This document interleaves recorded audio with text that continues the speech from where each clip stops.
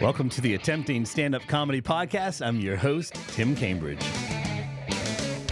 On this episode, we step into the studio and have a conversation with professional comedian Rik Roberts out of Nashville, Tennessee.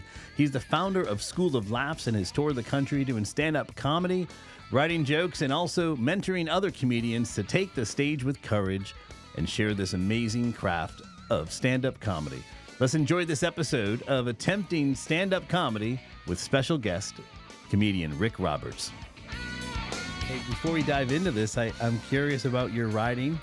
You're a cyclist and enthusiast. Mr.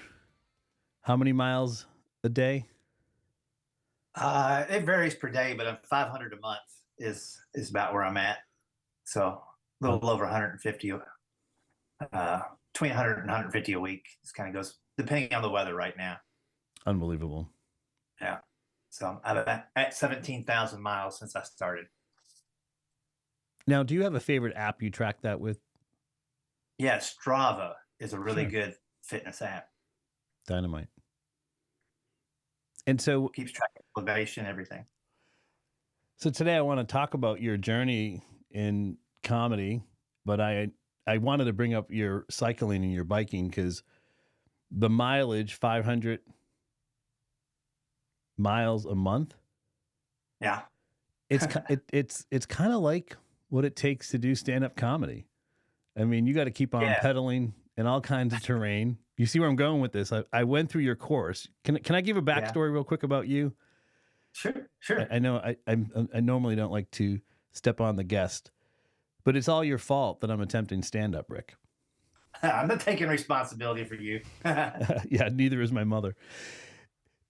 I got COVID and didn't want to get depressed, and you're isolated, you're going through quarantine. So I called you up. I jumped into your writing class, and it was very therapeutic, with all due respect. And then I went to at the time, the Orlando Improv Comedy Club did an open mic, and now it's Funny Bone, and now I'm in a comedy class there and doing open mics here in Orlando at the Funny Bone and Bull and Bush, and so it's good. It's been a great adventure. So thank you for cheering on people like me that don't know what they're doing to attempt stand up. So we'll get back to this 500 mile a month as an analogy and for comedy, but let's get into your story. Where'd you come from, and how did this all begin for you, comedy? Yeah, so the thing that happened with me is after college, I'd moved to Columbus, Ohio. I didn't know anybody. I had one friend who also went to my college, and we picked up an apartment at the last minute. We're roommates. We're just kind of looking around for something to do one night. Pick up the Sunday paper that has the big listings for all the different activities. I don't see the word comedy anywhere, but I see a listing that says open stage at a place called The Lobby in East Columbus. And it starts at 10 o'clock at night on a Sunday. And I'm like, well, that's kind of weird, but maybe I'll go and I'll play a couple of songs. So I grab my guitar, practice a couple of things that afternoon, go to The Lobby, sign up. They don't tell me it's a comedy contest. I'm still just riding blind, thinking it's a songwriter night or something. Right. Then about 5 minutes before the show starts, the MC comes over. He goes, hey, you'll be going up first. You have about 7 minutes. When you see the light, try to wrap it up in about a minute. And so I still don't hear any word comedy. There's no signs. The MC goes up, doesn't tell any jokes. He goes, all right, we got a big night. Let's get right into it. First up, Rik Roberts. So I go up and I play a couple of songs. And I'm not a great singer or player, but like nobody clapped at the end. It was just bad. And then I was like in my head thinking, oh, they just want to hear a more upbeat song. It's late Sunday, So I played Born to Be Wild. Nice. And nothing. And as I was walking off the stage, the MC goes, didn't anybody tell you tonight's a comedy night? And I was like, gosh. What do you mean by, like, I just turned ghostly pale and almost passed out from embarrassment, Oh my. So I started to head out the door, and a couple of guys came over and said, hey man, you get a beer or a hoagie for going on stage. If you're not going to take yours, can we have it? I'm like, I'll come back in and have a hoagie. So I sat down, and then I watched what was a comedy contest. They had 25 or 30 comics go up, all doing 5 to 7 minutes a piece. It went on to like 1 a.m, whatever closing time was. Okay. And it was a multiple month contest. So the funnier you were at the end of the night, people would give you more votes. You went up later in the show as you accumulated more votes. So the show got funnier as it went on. And by the end of the show, there was guys that had already been on HBO, Showtime with comedy specials that just happened to live in Columbus that were there working on new material and being part of the contest. So, Hmm. the next morning I went to my day job and I was just kept thinking, man, that was great. I wonder if I go back next week and just write some jokes. Mm-hmm. Maybe I can try it. And that's, I guess this is how you learn how to do comedy. You go do it. Before that, I had no idea how you got into it. So long story, slightly longer, is I went back every open mic I could find in Columbus for a year, and then quit my job and went full time. Now, how many years ago was this? 1991. So depending on when you're watching this, Okay. it could be several years ago. Yeah. You mentioned you went to as many open mics as you could, and that there was, really what was the process to write a joke. So you were heading on these stages. What were you doing to prepare? Because I really want to go back to those early days of, Rik Roberts writing those first few jokes, getting that first set. What was that like, and what did you do? Yeah. So for me, I was taking every second of my day job, which was data entry and wasn't too demanding. And any second I had, I was just trying to think of something funny. And kind of the lucky break for me looking back was I just had Post-it notes laying around. So I would write down ideas, and most of them fit on a Post-it note. Hmm. I haven't thought about that before, but I would take those Post-it notes and at the end of the week kind of arrange them in a what seemed to make where I could remember one from the other, which was still a struggle, but Right. I put it in an order that seemed to make sense.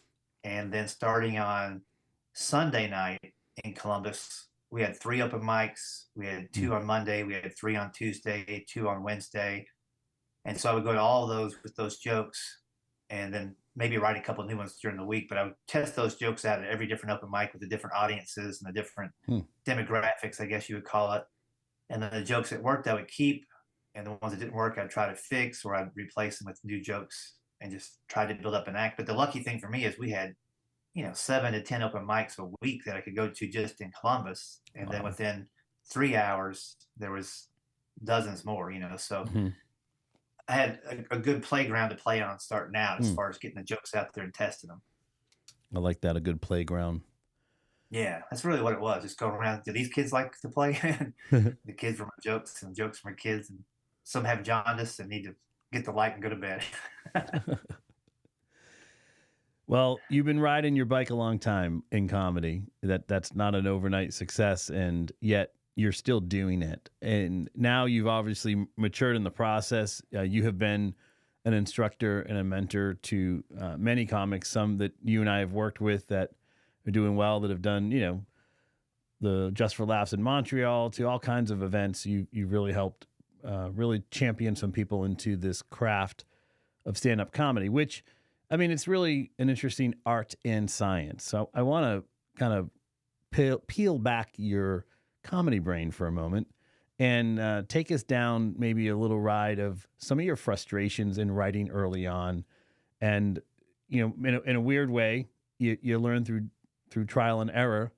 But what were some of those early lessons for you on finally stumbling into kind of a bit of the right way to write, or maybe your own Rik Roberts method or sauce? I know there's some structural rules, but what was it for you that you discovered? Because I know through frustration we learn, and you obviously didn't jump into this because you had some secret sauce. Yeah, I kind of just figured out slowly. I guess the first big lesson I learned writing was some things are hilarious, but not coming from me. So I would write jokes that were funny. I would tell them on stage, but it didn't fit the way the audience thought I was. And in the early days, especially, there were a few older comics in the area, and if they saw a joke that they liked, they would just say, "Hey man, I'll give you $50 for that joke." And if I told it 10 times, it never worked for me, I'd say, "Yeah, take it." And then they would go up there and they'd do it, and it'd be great for them. Really? But it just didn't align with. I wasn't trying to be clean necessarily when I first started, but anything that wasn't clean didn't resonate with the audience, or anything that was not believable was another good example. So I would try everything, and I recommend that when you first start comedy, just try everything to see what sticks with you. But what stuck with me was the cleaner stuff, and then also it's a fine line of figuring out what people can relate to. So you do have to test it. I grew up in Kentucky doing horse farms and tobacco farm work, and I mean, I've done I don't know how many shows at this point, and I have the hardest time getting the audiences to understand that life, even though the jokes I write are technically sound and have technique and everything. They just don't relate to it because it's a very limited people that have tobacco farmed. I mean, most of them are dead now, to be honest with you. Mm, And even at my age, when I was doing it in the 80s, not a lot of teenagers were even doing it. So not a lot of people grew up doing that. gotcha. And then horse farms, probably even a more select group of people have done that. So I just wasn't good at finding the ways to relay those stories. So I kind of abandoned the farm stuff and just kind of went to what a 20-year-old would be thinking, 22-year-old would be doing, and tapped into my life at that point, which worked. And it was kind of like the roller skates of getting started in comedy. You know, Mm. weren't going to be jokes I could keep forever, but they worked at the time because that's who I was at the time. Yeah, I like that. And I am so early and virgin in this and attempting stand up. I remember my first open mic, I was doing jokes at the Orlando Improv that structurally were broken. And then from a subject standpoint, were unrelatable because I brought up living overseas. And it's like nobody could relate, right? You know, on some of it. But it is challenging. I think there's a great statement that a comedian mentioned when Dave Chappelle invited them to open up for him, and he's back in the green room all nervous, like, oh, why'd you have me come do this? I don't think I'm that funny. And Chappelle responds, "There's thousands of comics that are funny, but there aren't many that are interesting." Mm. And you're interesting. What did you do within your comedy to take the writing and then make it interesting? And not only, you know, it's subject matter. I understand that it has to be relatable, but you have a way to do that. Because I know that when we're on the road together for some live events, that we're honored to have you at a Laugh All Night or do something on the road. What is it that makes it interesting for you, or interesting for the audience in writing comedy? At this point, I think it is that connection, that relatability stuff. You know, I've given up on thinking that I have to write the perfect joke or that it has to be the most uh, creative joke, even, which it Mm-hmm. sounds like a bad thing to say, but the reality is, if it doesn't connect, it doesn't work anyway. Okay. So sometimes I'll start with some really basic things that are easy to understand between me and the audience, and then build off of that and maybe get a little more complex as we go, and maybe a little more clever or whatever you might call it. But initially, you don't have to come out and surprise. If they're going to be there for an hour, they're going to be there for an hour. You know, a Mm-hmm. lot of shows we do, it's an hour and there's no other comics, and they're not going to get up and leave. So you don't Right. have to rush in there. And you do want to win them over early, obviously, but you don't have to feel that pressure anymore. It's more like a conversation over coffee for Sure. the first 3 to 5 minutes of the comedy show for me now. I used to flip it on the other side and like try to come out and just blow the roof off the place, but that's not necessary every single time. It can wear you out. They're just not ready for it a lot of times. Mm. Now, if there's 10 comics on the show, yeah, they're warmed up. You should probably come out and do that. But if you're getting to know them and they're getting to know you, just kind of ease into it. You know, Mm. look for what's around. Sometimes there's stuff on the stage that's interesting, or something you saw on the drive over to the venue that they saw that you could relate to. Simple stuff like the weather or a big national event, those things can all be tapped into as a conversation starter. But then after that, yeah, you can get a little bit deeper in your material and maybe do some stuff that they need to know you first before you get into, which I've got a lot of that material now. I just don't always have the time to get them to know me before I can let it loose. So when you were originally working on your set, you know, this kind of throws you back a little bit. Did you begin with that, the self-deprecating humor? Did you begin with a, this is a little bit about me? How much of the person of Rik Roberts was in your comedy writing?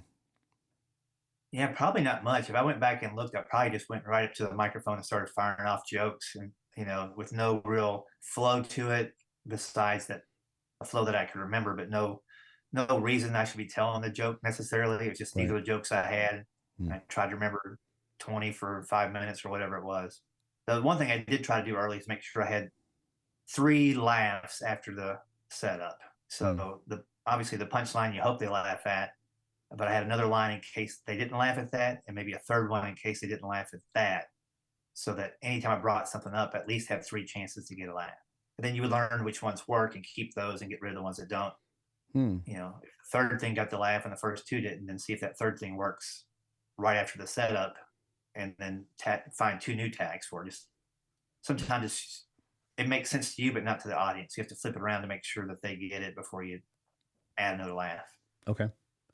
Let's break that down, just that whole setup punchline tag. I know you have obviously performed many years, and people have gone to comedy concerts and they experience the laughter, and then as people that are attempting stand up or writing comedy or professional comics, that's always the three ingredients. I grew up in an Italian home, so it's like it's the spaghetti, the sauce, and the meatball, right? And so you Yeah. need the spaghetti. You need this is the foundation. This is the setup, which leads to some kind of assumption that you're going to then deliver a punchline, and then you get these tags.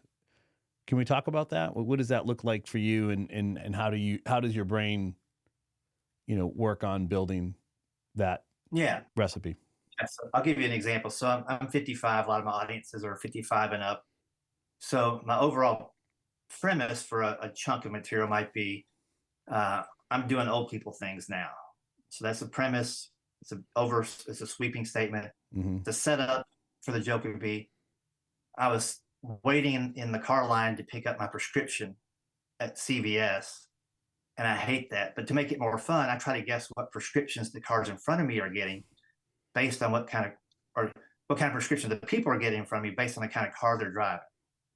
All right, so that's the setup. Now I've got three options for punchlines. The first car, the one that's the window, it's all scraped up, it's rusty. I'm guessing some psoriasis cream. The car right in front of me, or right behind it, it's an old Volkswagen Beetle. It's got some Grateful Dead bumper stickers on it. I'm guessing glaucoma medicine. Okay. And then the car right in front of me has a Joe Biden sticker. I'm guessing some Prevagen.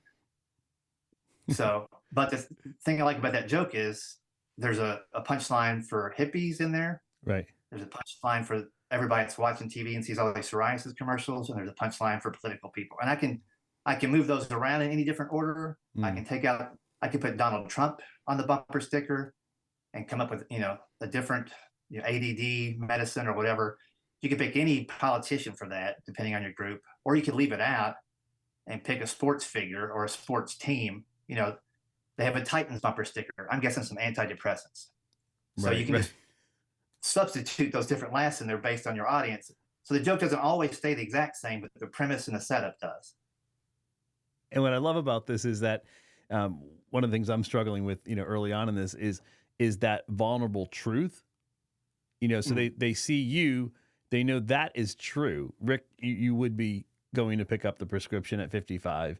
So it's true versus like some, unrealistic situation that you're putting yourself in.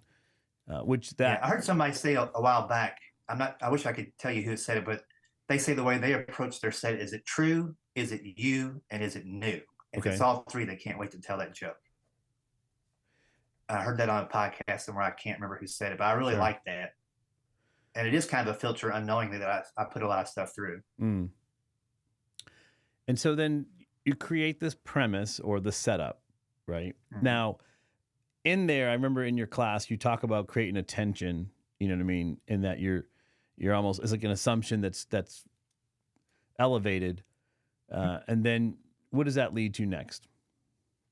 Yeah, so tension and release is important. So in the third example where I say they've got a Joe Biden sticker, obviously this country is 50-50. So half the people are hoping you slam Joe Biden, the other half are holding their breath like, what's he going to say about Joe Biden? Mm-hmm. Even though I'm not political, I've created that tension. And so I might let that sit there for a second and let them fill in the blanks. Okay. And then hit the punchline. And then I think both sides can kind of laugh at that. Even Biden supporters know he has memory issues, and people, they all do, to be honest. But that beat creates that tension of what's coming next, and then the punchline gives that release.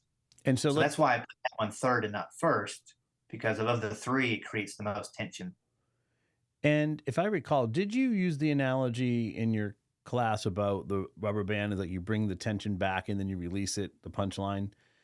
Yeah, when you release it, the further you pull it, it needs to have a bigger snap, or else it wasn't worth pulling it back. So you can create a really long tension and the payoff not be big enough for the audience, and it's just a chuckle or a groan because they've waited so long for a bigger payoff. Okay. So there's no technical way to time that out, but you have to just decide for yourself based on the laugh you get. Did I go too long? And that, you'll notice if it works once, then you have the baseline. And if you take it further, which is a great thing to try, and it gets a bigger laugh, even better. Right. But if you take it too far and it has diminishing returns, you need to go back to that first point of contrast and see if you can get it back. Okay. So peeling back your brain, writer, performer, what is a punchline? It's the unexpected twist that makes the audience go, "Oh, I wish I would have thought about that," or I didn't see that coming. In fact, the best jokes now I'll actually say that out loud. I didn't see that coming. Hmm. So that's a tricky thing when you write, because a lot of times you'll kind of think of the punchline or the funny thing first, and then try to set it up. So you already know where it's coming. You have to put yourself in the audience's seat once in a while and go, can they see it coming? And if they can, I probably need a bigger punchline or a big tag after it because they saw the first one coming. And so the misdirection might be on the tagline more than the punchline. Okay. But the bigger the misdirection, the more the unexpected, definitely the bigger laugh. And if you can put a lot of those together pretty quick, you get it on a nice run in your show, Okay. That's intense to think about, the misdirection, the surprise, but I'm sure predictability. When does it not work out? When does the setup not have the tension or release in this world of, well, I already thought about that, or how does that affect the design of the joke for you? Yeah, so I think what I would try to do, and what I guess I do most of the time, is what does everybody already assume to be true? Okay. And how do I flip that over or celebrate the opposite? So without having any jokes to go with these thoughts, here's some very common thoughts that everybody's probably assume is true. Walmart sucks. There's too many Starbucks. Inflation's killing us.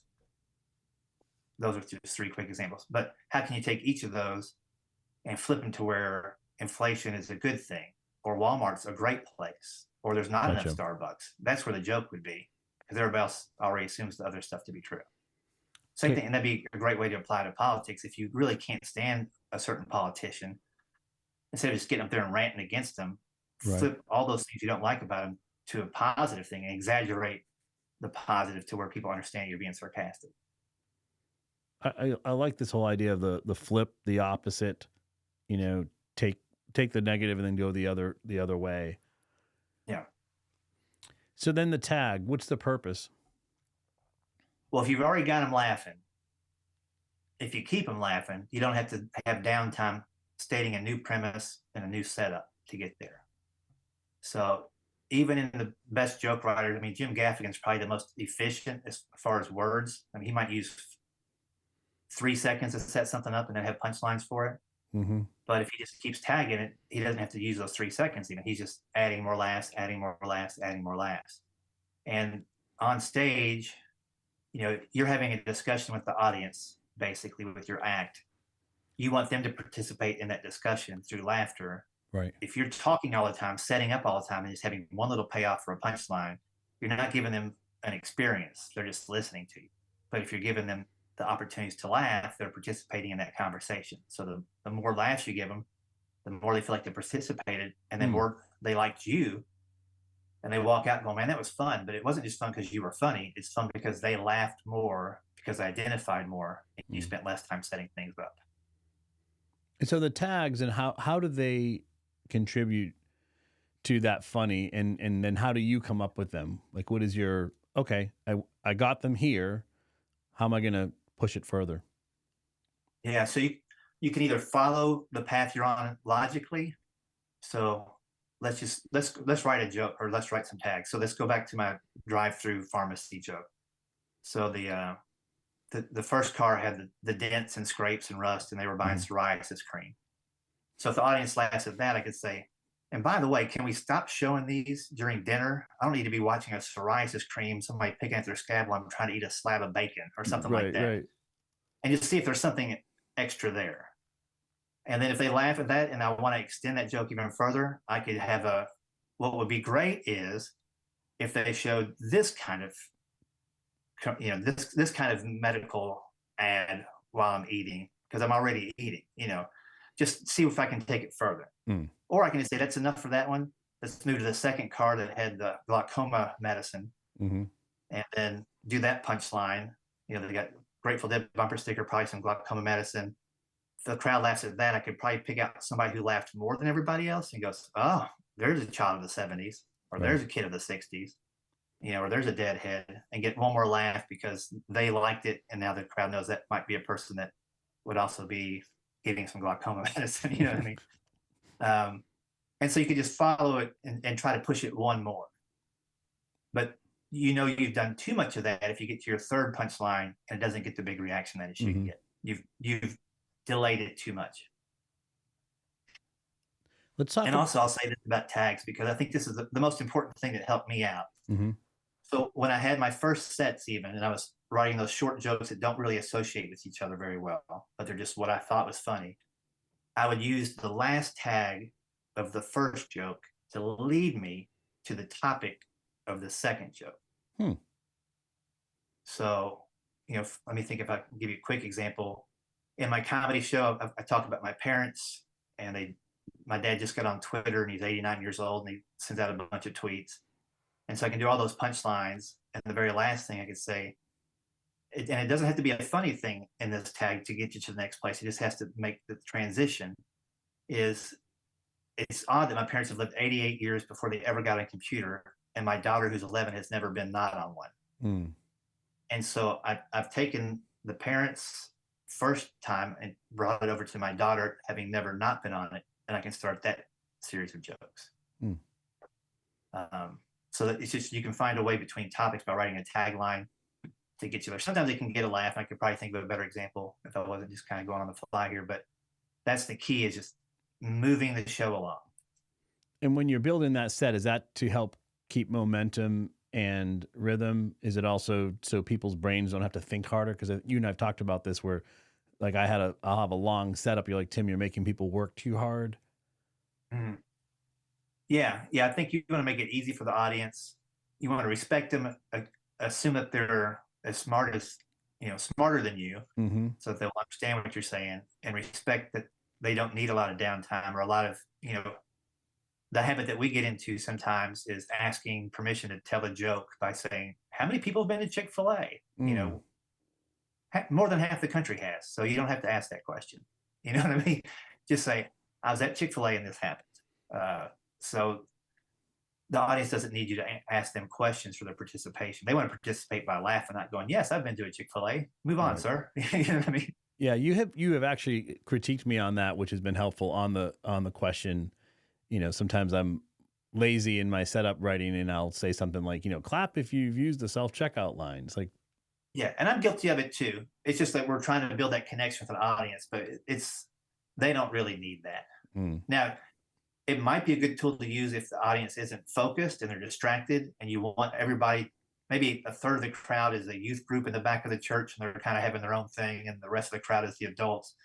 So you might do something where, by applause, how many folks have done this, just so that the youth group or whoever in the back tunes notices them in. something's going Yeah, on yeah, and yeah. they missed it, and now they're going to tune in. Mm. It's a tool in that way, but you don't need to ask permission to tell your jokes.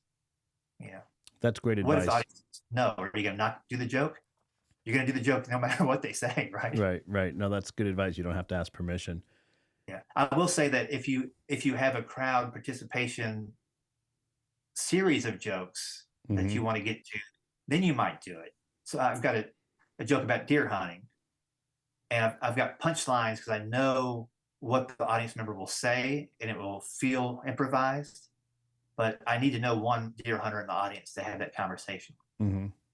And I know if they go this way, I've got a series of jokes. If they go this way with the answer, if it's yes, I've got these 5 or 6 things. If it's no, I got these, and all I need them to say is yes or no. Mm-hmm. Or did they shoot a 5-point buck or a 6? If it's 5, it's a whole new bunch of jokes. If it's 6, it's a shorter bunch of jokes. You know what I mean? So it's built into that joke. One of your bits that you do is this whole idea of you and your wife go on a date. You talk about Valentine's, and there's this misdirection of where you went to eat. Oh yeah, yeah. But what I'm fascinated about when it comes to writing comedy and then the delivering of this joke, yes, it's true, but you have an element of surprise. Talk to me about that word, surprise. I know misdirection is commonly used as a phrase, But why is that what generates this laughter? And how do you then think about it when you're writing Yeah. your comedy? Yeah. With that joke, and the short version of the joke is my wife and I went out for Valentine's Day dinner, and we were supposed to exchange these ideas of things that we weren't doing around the house that if we did, it'd make each other more happy. And so I tell her about one thing that she could be doing, and I go, she started crying right there at the Hardee's or the Wendy's or whatever, Right. And people just assume the thing that I love about the joke is the assumption for the audience is that we're at a nice place for dinner. Sure. I never say that we went to a nice place. I just say we went to Valentine's Day dinner and it took a long time to get our food. So they're just thinking whatever experience that they've had. And so when I say right there at the Hardee's, it's just and the rhythm of it. And I've tried, Wendy's works as good as Hardee's, but a 2-syllable restaurant Okay. works for whatever reason. A 1-syllable or a 4 doesn't work as good. Okay. Uh, Bojangles also works because it's a funny word, but some work better than others. And that's the fun part of comedy is you try them and you see. And you got to make sure if you're in Texas, you say Carl's Jr. because they don't have Hardee's. Mm-hmm. So that's where I switched to Wendy's and it worked better. So you got to do those little things. But it's the surprise that they've set up in their mind that we're at somewhere nice. I didn't even have to set it up. And so I'm giving them a punchline on their own setup, which is kind of a fun little thing. Their assumption. When you did that joke, you mentioned the different restaurants that you tested. When you're testing material, obviously you have a set. You've been on the road for a long time, but when you're writing new material and then you're going to test it, when and where do you do that? And because your shows are pretty in the middle of defined. the show. Okay. Sometimes it's just wherever the joke normally is. It's good to test opening jokes. I think I've even told you, keep writing those short "Hello, how you doing?" first jokes because you can, if you're doing, especially when you're doing your own show, an hour long, they need to know a lot about you early on, so you can do a bunch of short jokes without a lot of pressure on the payoff being big. If you're doing a show where there's 10 comics, it's also good to do 2 or 3 quick ones of those so you can separate yourself from the first 7 comics, and now they know who you are. Yeah, I did that at actually my first open mic. My very first open mic, I was waiting to take the stage, so I wrote a one-liner that I shared like 2 jokes in, and it was, "I'm a clean comic. Sorry if that offends you." And it got a laugh that night. Another time I tried it, it didn't. But anyways, I actually have something I wrote today in preparation of this, Rick. I'd love to run by you. It's the opening, and it's the opening of. Go ahead. Do you want to stare? Do you need a side profile? You need a side profile? That's right. Yeah. This is not a slim fit. This is an Italian bod built by lasagna. All right. So I'm trying to do an opening, and I eliminated just now, and we'll critique that. But I have done a bunch of short jokes as an opening, like I'm the tallest. When you're sitting down has been my new attempt of that. It was I'm the tallest I'll ever be, which I like the best, but the other one does this. So let's unpack that. Let's take a moment and get into brain Rick.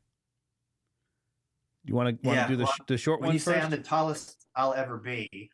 I like that because it's true. It's you, and they don't have to decide if they agree with it or not. You are the tallest you're going to be. So you made a statement, and you surprised them with the punchline, and it's in essence all you need to do for a joke. If you say I'm the tallest when you're sitting down, they could be thinking, "What if I'm standing up?" With the same beat, you don't give them any other options in the first version of "I'll ever be." Because there's no denying it. So that's why I like it the most. It's super definitive. Thank you. It'd be like if I was saying, "This is the most hair I'll ever have," because it's true. It's not getting any thicker. Well, I'm less bald than I'll be tomorrow. I love it. I see our brains are chasing it, which is healthy. That's creativity. It's the freedom to try, and one idea leads to the next. So we're doing it live. I'm going to sidestep to your hair, and then I'm going to come back to this Italian bod. when you were on stage at a show we did in Ocala, Florida, it was the first time I ever saw you performing with the baseball cap. And you do a bit with your hair. Do you recall this? Oh yeah, yeah. Where my daughter says, my daughter makes fun of me. Yeah, and she says this isn't necessary. My college Yes. education.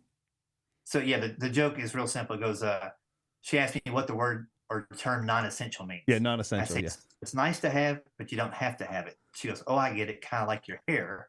And I say, "Yeah, kind of like your college fund." and then But being Ocala, I took off my hat to reveal my hair, yeah, and it got gosh, a bigger laugh than normal. yeah. Oh man, that's so. I have a version of that with. I grew up in an Italian home. They practice old school discipline. My mother's favorite method was pulling my hair, and I pull off my hat. Yeah, And then I'll find somebody in the audience who's bald, and I'll say, "Oh, looks like you had an Italian mom." yeah. So let's go back. Life is good when you laugh at yourself. I think to me, that's my medicine. This is all therapy. So Yeah, yeah, absolutely. let's go back to Italian bod for a moment.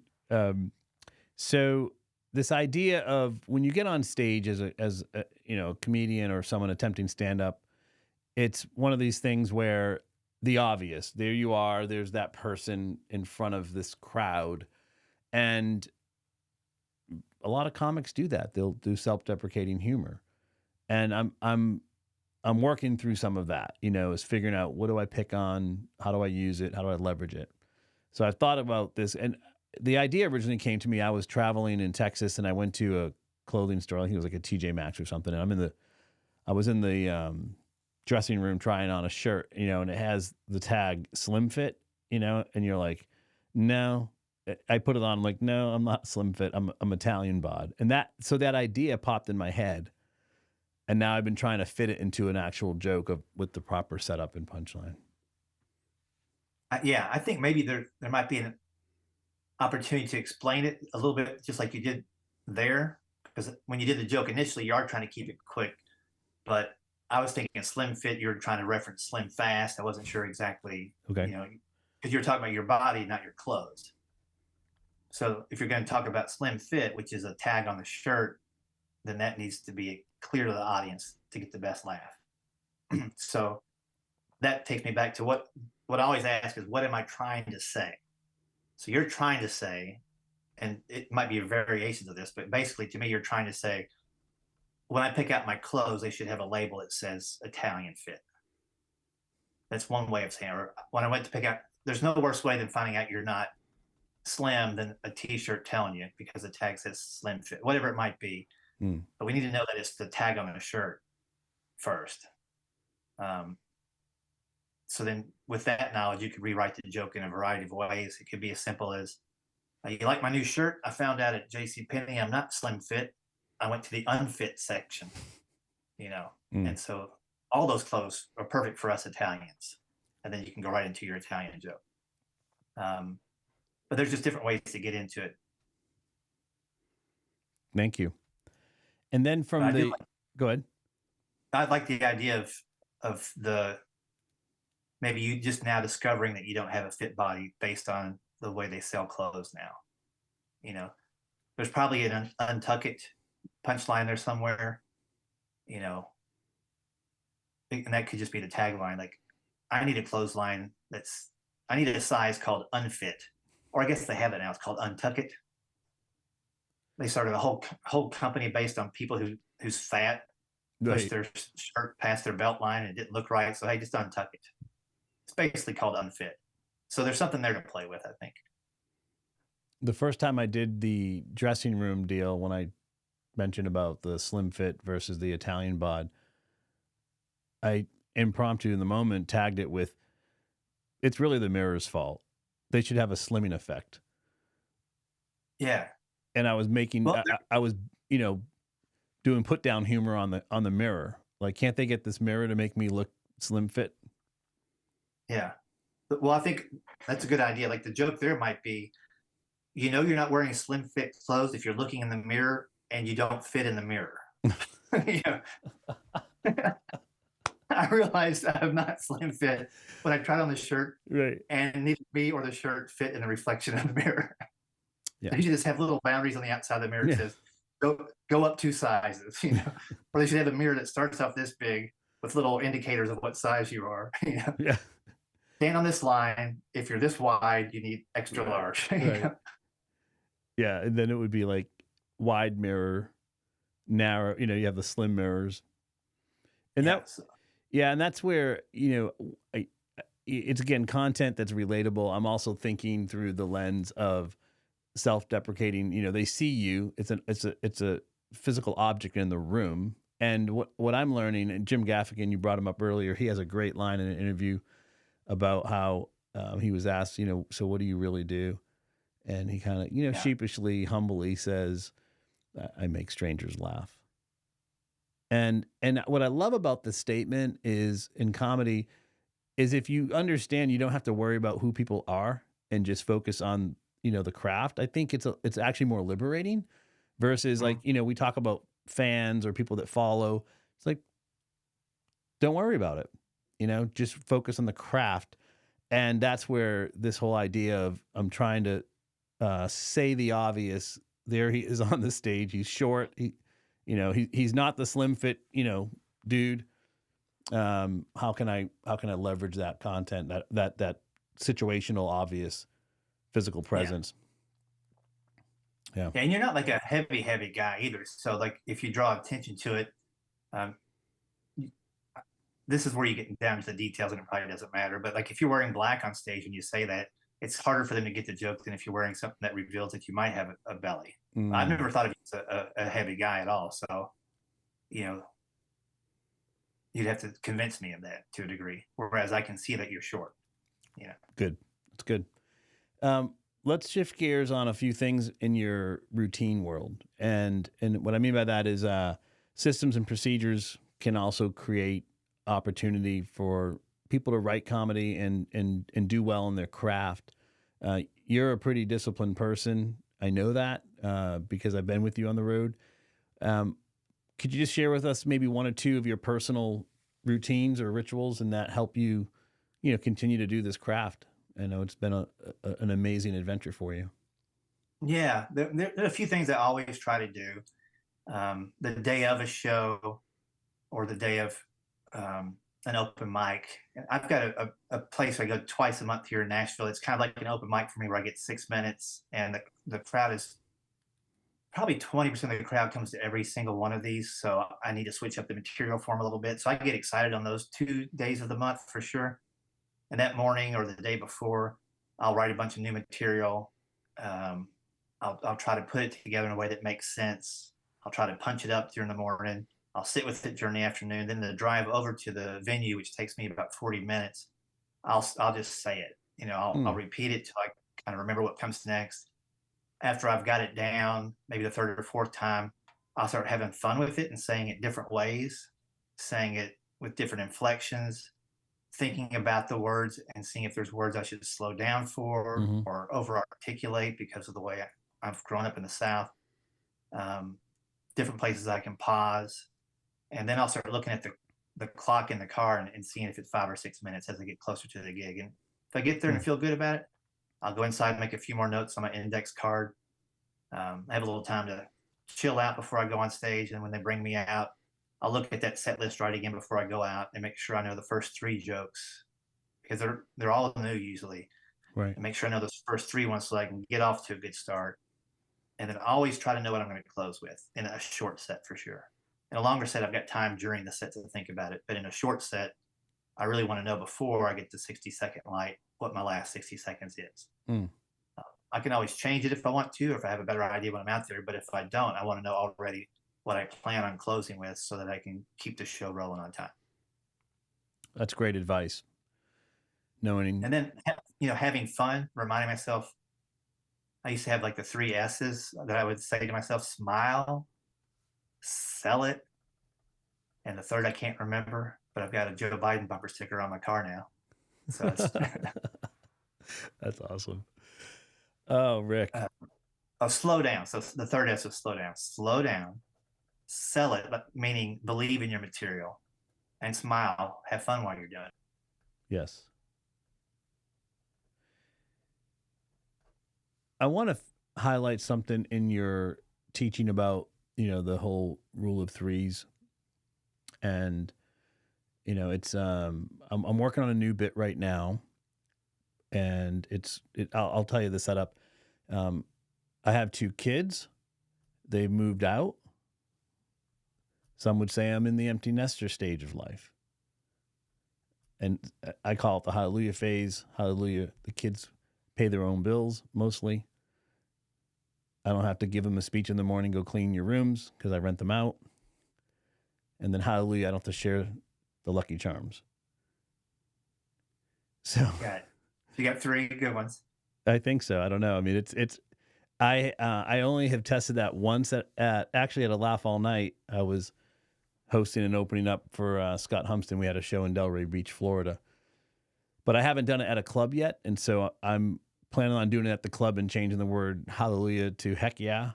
It's a play on the word that this guy Derek Sivers has a great line about life is all about hell yeah or no. He's a real big, so, but as you know, I'm doing clean comedy in the club, so that's always a challenge. And I think the writing of that is also somewhat creative. You know what I mean? Where there's a little push, but it's not, offensive per se. So anyways, talk to me about why threes are the way writing comedy can work. Not that that's the only joke structure, but it's something that you have seen work and comics use it. Yeah, so I'll say a couple things. First, the rule of threes is, it's a rule. You can break the rules. You can certainly just have a joke that has one punchline and move on. And you should have some of those because if you only do rule of threes, the audience is always expecting the second and third thing. So you want to have them just like a boxer has right hooks, left hooks, jabs, uppercuts, all these different things. If you did the same thing every time, it's going to be easy for the audience to see it coming. So that's why the left jab is the surprise. So the left jab might be a setup punchline after several jokes that have three tags or whatever. It's a rhythm thing. Again, you're building that momentum off the first laugh and you're riding that crest of that wave and a little bit further. And so that's why you like to do the rule of threes in that setting. And for me, it also evolves itself to, if I have a topic worth bringing up, then I should have at least three different ideas on that topic. So with I'm doing old people things now, I've got the three jokes inside the one setup of the drive-through. I've got three jokes under a setup of I have to wear glasses now. I've got three jokes under the fact that I'm an older dad with an 11-year-old kid. So I've got a bit comprised of one overlying premise that I'm doing old people stuff. Here's three different examples. And in those three examples, here's three punchlines. So I know that if I get to that, that's at least 9 laughs, probably more.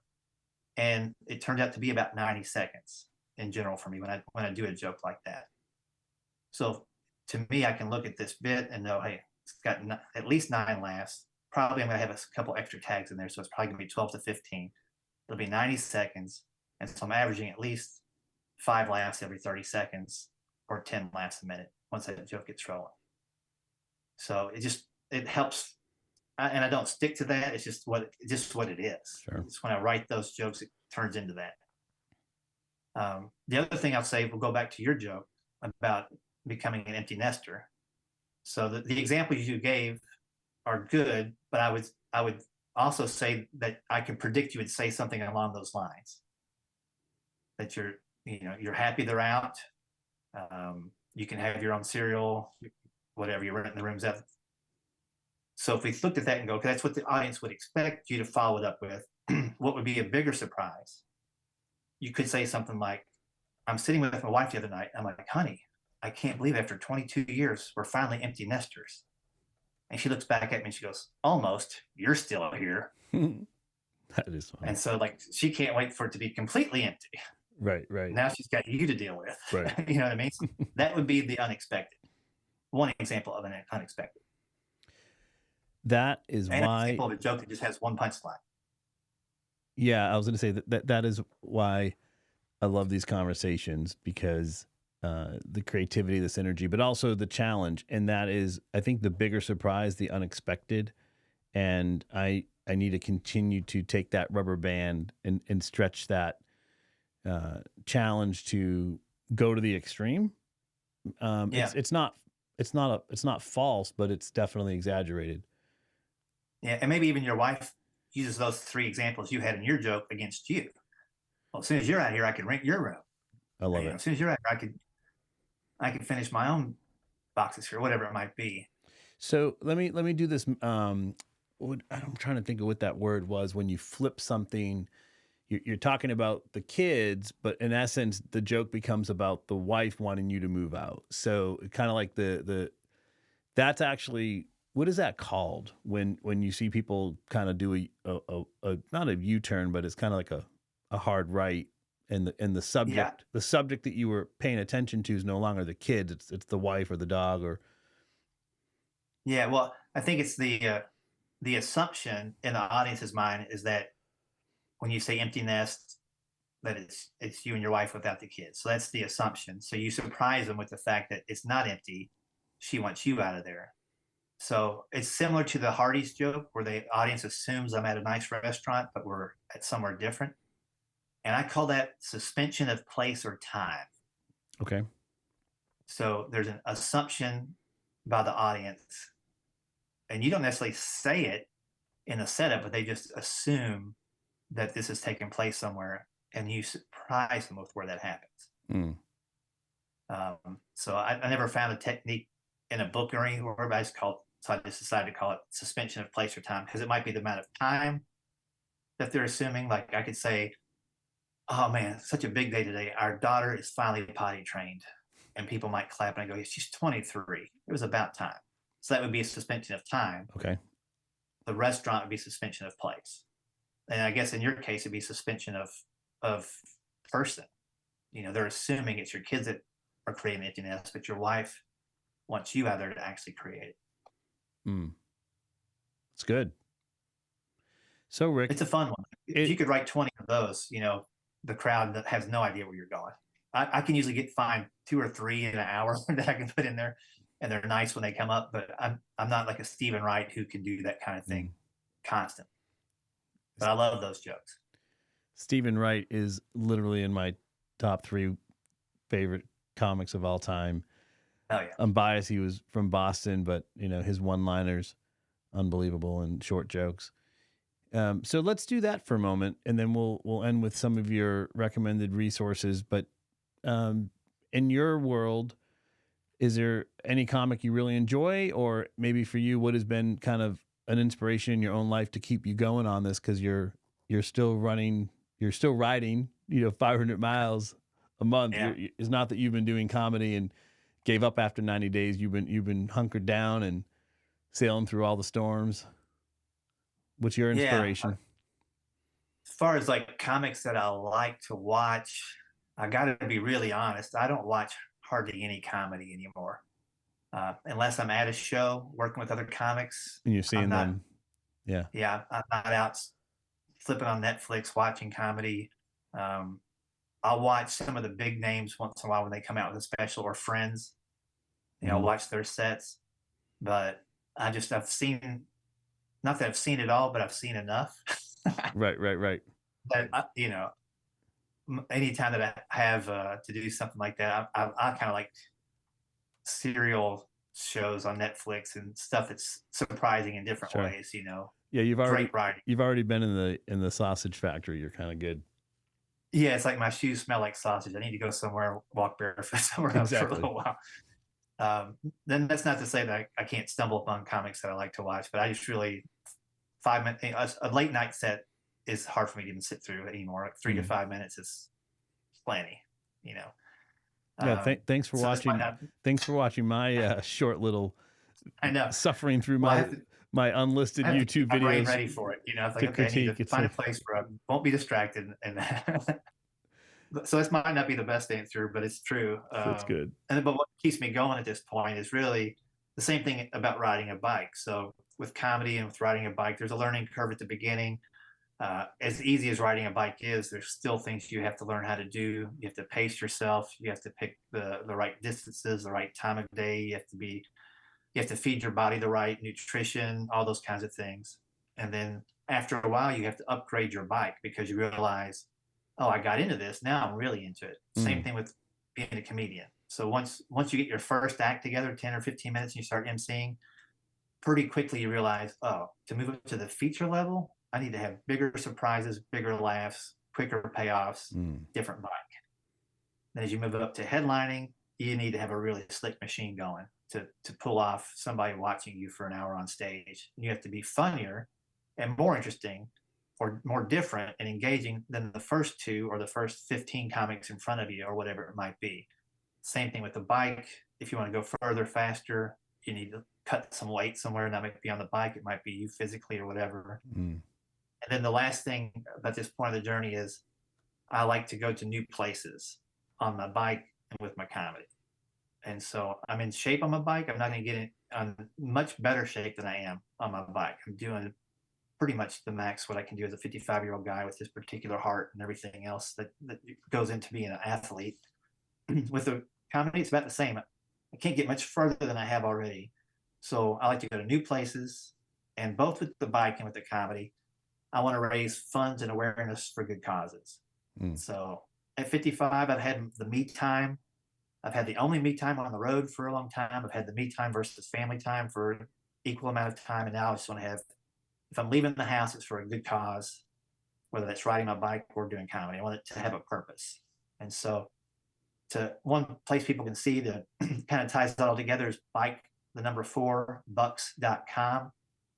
That's my current challenge to try to ride 25,000 miles, which is the equivalent of around the earth, or raise $1 million through comedy shows and different things to see which happens first.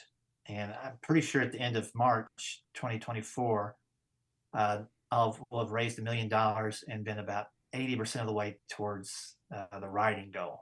So that's amazing. I'm at 17,000 miles and $920,000 of fundraising. Amazing. So that's what gets me going now. Yeah, I love the analogy. I also love the value of impact and purpose. And you've taken the comedy ride, you've enjoyed the platform, but now you're flipping the switch to say, hey, how can I give back and use comedy as an outlet to get a crowd in a room, raise money, ride a bike, raise bucks. And it's ride the number 4 bucks.com. Close. Bike for bucks. Bike for bucks. Bike. And bike actually, it's good. I like the letter K better, anyways. Bike for bucks. BIKE, the number 4 bucks.com. Rik, how can we find you? And then any other resources you recommend? You are obviously have been a mentor and an instructor to a lot of comics that have come up through the scene. Any resources you recommend, or how can we find you, follow you, and stay in tune to your journey? Yeah, I think for anybody that's trying to learn comedy, I did that podcast for a long time, 250 plus episodes of The School of Laughs. You can find that anywhere you listen to podcasts, or if you just go to that website, you can listen to each episode and see the show notes right there. There's a bunch of blog posts as well, writing tips. So it's a really thick resource. So I would say go there. And if you enjoy any of that and you want to follow what I do, you can just go to rikroberts.com, which is RIK Roberts.com. And my schedule's on there.